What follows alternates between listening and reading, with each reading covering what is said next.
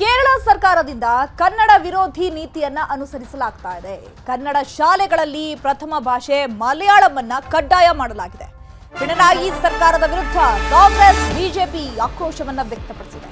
ಕೇರಳ ಸರ್ಕಾರದಿಂದ ಈಗ ಕನ್ನಡ ವಿರೋಧಿ ನೀತಿಯನ್ನ ಅನುಸರಿಸ್ತಾ ಇರುವಂತದ್ದು. ಯಾಕಂದ್ರೆ ಕನ್ನಡ ಶಾಲೆಗಳಲ್ಲಿ ಪ್ರಥಮ ಭಾಷೆ ಕನ್ನಡ ಇರಬೇಕು, ಆದ್ರೆ ಕನ್ನಡ ಶಾಲೆಗಳಲ್ಲಿ ಪ್ರಥಮ ಭಾಷೆಯಾಗಿ ಮಲಯಾಳಮನ್ನ ಕಡ್ಡಾಯ ಮಾಡಲಾಗ್ತಾ ಇದೆ. ಪಿಣರಾಯಿ ಸರ್ಕಾರದ ವಿರುದ್ಧ ಈಗ ಕಾಂಗ್ರೆಸ್ ಬಿಜೆಪಿ ಆಕ್ರೋಶವನ್ನ ವ್ಯಕ್ತಪಡಿಸ್ತಾ ಇದೆ.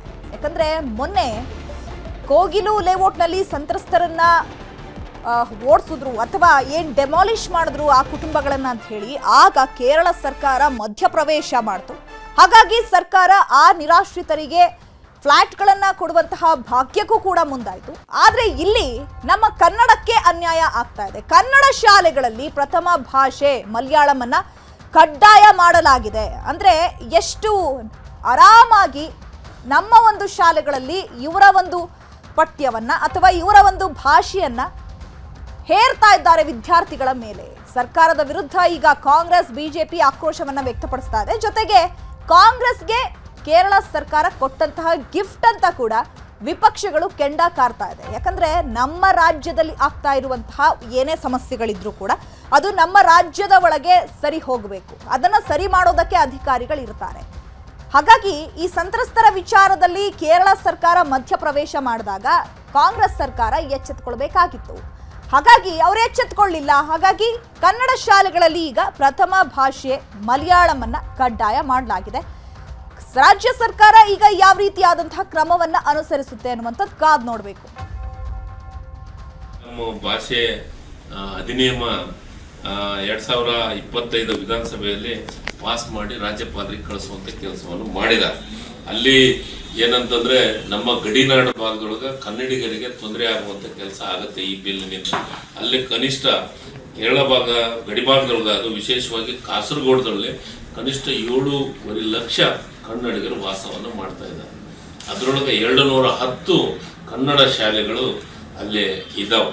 ಅದಕ್ಕೆ ಈ ಭಾಷೆಯಿಂದ ನಮ್ಮ ಕರ್ನಾಟಕ ಜನರಿಗೆ ಕನ್ನಡಿಗರಿಗೆ ತೊಂದರೆ ಆಗುತ್ತೆ. ಅದಕ್ಕೆ ನಮ್ಮ ಸಂವಿಧಾನ ಆರ್ಟಿಕಲ್ 350B ಪ್ರಕಾರ ಭಾಷೆ ಅಲ್ಪಸಂಖ್ಯಾತರ ರಕ್ಷಣೆಗೆ ರಾಷ್ಟ್ರಪತಿಗಳು ಕೇರಳ ಕಾಸರಗೋಡು ಭಾಷಾ ನಿರ್ದೇಶಕನು ಕೂಡಲೇ ನೇಮಕ ಮಾಡಿಸ್ಬೇಕು. ಕಳಿಸಿ ಸಮಗ್ರ ವರದಿಯನ್ನು ತರಿಸಿಕೊಂಡು ಕೇರಳ ಕರ್ನಾಟಕ ರಾಜ್ಯ ಸರ್ಕಾರಗಳಿಗೆ ಕೇಂದ್ರ ಸರ್ಕಾರದಿಂದ ಅಭಿಪ್ರಾಯನ ಪಡೆದುಕೊಳ್ಬೇಕು. ಆ ಭಾಗದ ಜನರಿಗೆ ಕನ್ನಡಿಗರಿಗೆ ಅನ್ಯಾಯ ಆಗಕ್ಕೆ ಕೊಡಬಾರದು. ಈ ಭಾಷೆ ಆ ಬಿಲ್ ತಂದಿರೋದ್ರಿಂದ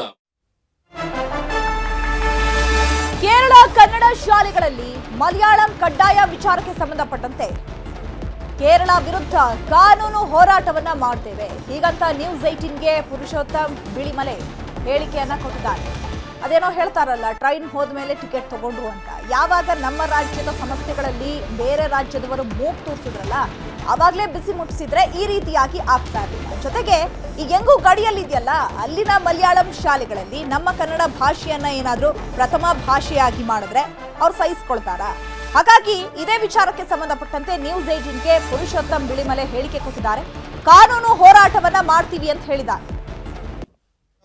ರಾಜ್ಯಗಳು ಕೂಡ ಇವತ್ತು ಒಂದು ಭಾಷಾ ನಿಯಮವನ್ನು ಜಾರಿಗೆ ತರ್ತಾ ಇದ್ದಾವೆ. ನಾವೇ ತಂದಿದ್ದೀವಿ. ಕರ್ನಾಟಕ ಸರ್ಕಾರ 2022ರಲ್ಲಿ ಸಮಗ್ರ ಕನ್ನಡ ಅನುಷ್ಠಾನ ಅಧಿನಿಯಮವನ್ನು ತಂದಿದೆ. ಅದಾದ ಮೇಲೆ ಈಗ ಕಳೆದ ವರ್ಷ ಒಂದು ರಾಜ್ಯ ಶಿಕ್ಷಣ ನೀತಿಯನ್ನು ತಂದು ಆ ರಾಜ್ಯ ಶಿಕ್ಷಣ ನೀತಿಯಲ್ಲಿ ಭಾಷೆಗಳ ಕಲಿಕೆ ಹೇಗಿರಬೇಕು ಅಂತ ಒಂದು ಅಭಿಪ್ರಾಯವನ್ನು ಕೂಡ ರಾಜ್ಯ ಸರ್ಕಾರಕ್ಕೆ ಕಮಿಟಿ ಸಲ್ಲಿಸಿದೆ. ಅದು ಇನ್ನೂ ಜಾರಿಗೆ ತರಲಿಲ್ಲ. ಭಾರತೀಯ ಸಂವಿಧಾನದ 346 ಮತ್ತು 47ನೇ ವಿಧಿಯ ಪ್ರಕಾರ ಎಲ್ಲ ರಾಜ್ಯಗಳಿಗೂ ಕೂಡ ತಮ್ಮ ರಾಜ್ಯಗಳ ಭಾಷೆಯನ್ನು, ರಾಜ್ಯ ಭಾಷೆ ಅಂತ ಹೇಳ್ತೀವಲ್ಲ, ಇದನ್ನು ಉಳಿಸುವ ಅಧಿಕಾರ ಇದೆ, ಸಂವಿಧಾನದತ್ತವಾಗಿದೆ. ಎಲ್ಲ ರಾಜ್ಯಗಳು ಕೂಡ